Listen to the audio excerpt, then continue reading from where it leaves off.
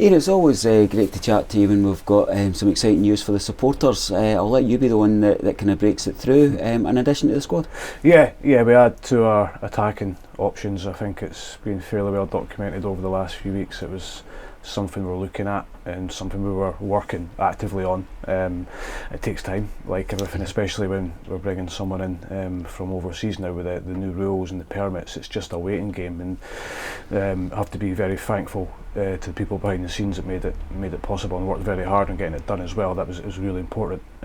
So delighted to welcome John to Raith Rovers. He has been over before and had to go home again due to restrictions that are in place and try to speed the process up, but he will add to our attacking player and international player as well, which is great. He gives us a little bit different dimension to our attack, a bit of height up there as well, but we have to give him a little bit of time to settle in, and as soon as we get the clearance through, we get him involved in the squad.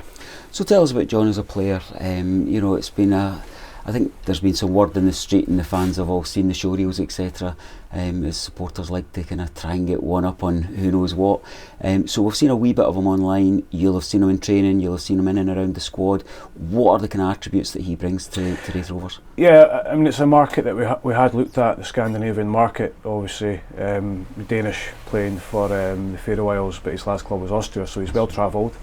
He is integrated into the squad very well as well. The boys have taken to him, he's taken to them. He will bring a little bit more experience as well, not huge amounts, but a bit more. He's at a good age as well. He has good attributes. There's obviously things he needs to work on as well, he knows that, but there's one thing about the Scandinavian players, they do like to work on things, and they demand information, try to get better all the time, which will only help our players learn as well. And again, he brings a different dimension to our attack in this league. And I look at his height. Obviously, physically very, very strong. 6'8". He's not. How could I describe? He's an athlete as well. He's not like a big, wide 6'8". He's a focal point of attack. That's the bottom line. He should be able to link the play up well with players running off him as well. He can play as a lone striker. He can play as a two as well, which is great. It gives our forward players a little bit more help, and it gives us something at times when maybe under a bit of pressure and need to get the ball a bit longer. We've got something to hit because we've asked Kyle Connell, Jamie Gullen to go and do that. And it's really hard as a striker to do that. You've got to be really, really good and be comfortable going up against two, generally in this league, solid old school centre halves. But John will mix it with them, that's for sure. He'll be a presence in the box at both ends, so really looking forward to working with him, and hopefully we can propel him a little bit as well and get him some goals.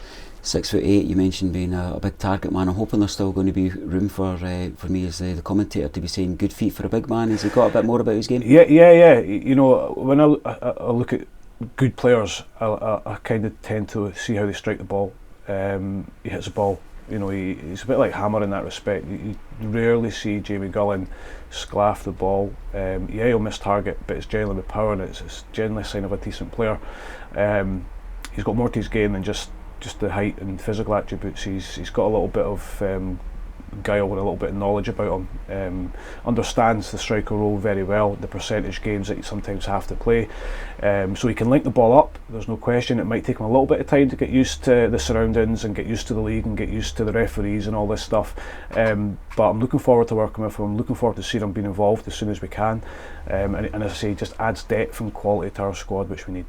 Another little dimension is what we bring in the training field. I'm guessing you're chatting with your centre half, saying he's a handful to play against even in training. So help their development as well. Absolutely. Our centre halves are quite aggressive. They've done very well, and there will be times that they'll come up against a really physical striker. But as I say, I don't want to harp on about the physicality of John, but it is an attribute, it is something that he has, but he has more than that. But he will help the players. He'll help our strikers as well, which is important. He's, as I say, played at a decent level, international player, understands what it's like up there on his own. He understands the mentality of being that lone striker. Like every striker, he'll get frustrated if we don't give him service in the game, which is normal. So we need to make sure we are giving him service, but he also needs to make sure he's holding the ball up for us and winning those ugly duels against centre halves, be it free kicks, for or against. It's great news to have a new addition, and I guess I'll have to agree to maybe give you a couple of weeks off, kind of saying to you off camera, anybody coming in. So we're looking forward with positivity, it seems.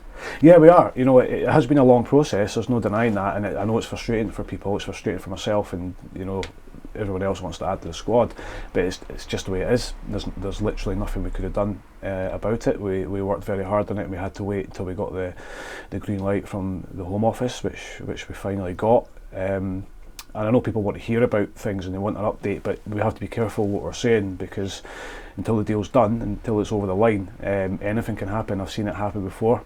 Players agreeing, shaking hands, and then somebody gets a sniff of it and they move elsewhere.